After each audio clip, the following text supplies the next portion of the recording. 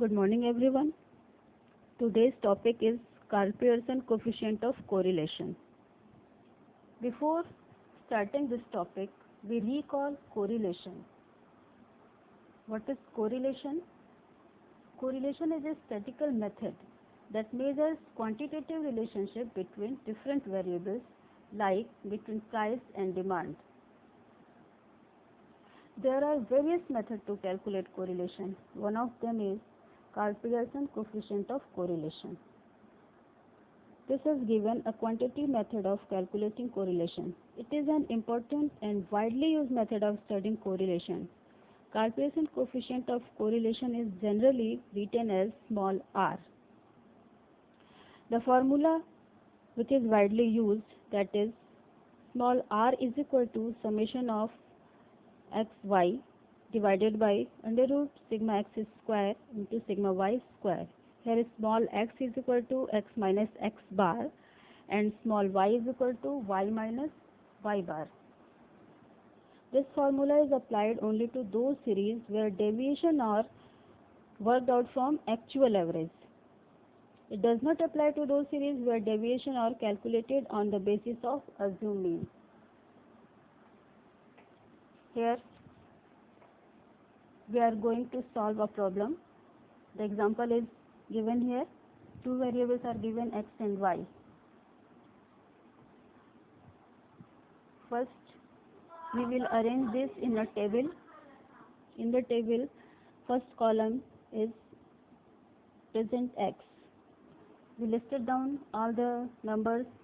Value of x is 2, 3, 4, 5, 6, 7, 8. And the value of y is equal to 4, 7, 8, 9, 10, 14, 18.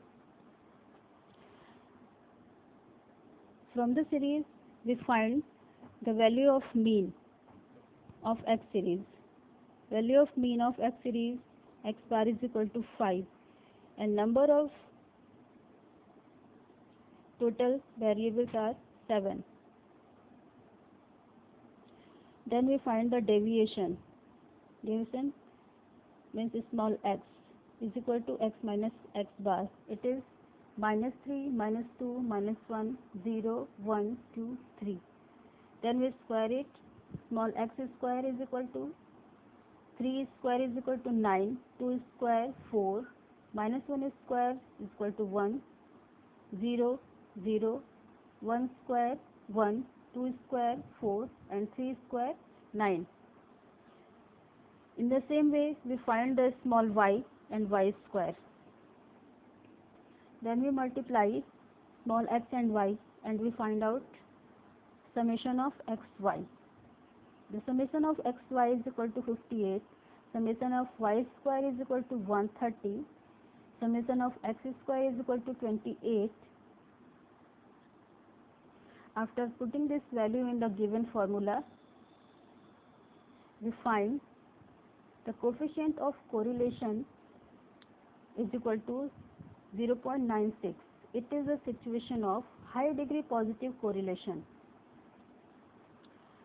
Here is another illustration or method.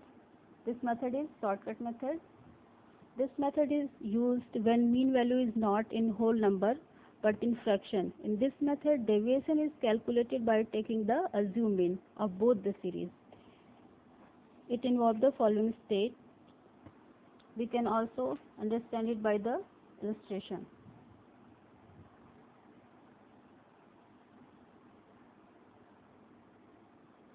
Formula for this applied: summation of dx into dy minus summation of dx into summation of dy upon n divided by under root sigma dx square minus summation of dx square upon n into under root sigma dy square minus summation of dy whole square divided by n.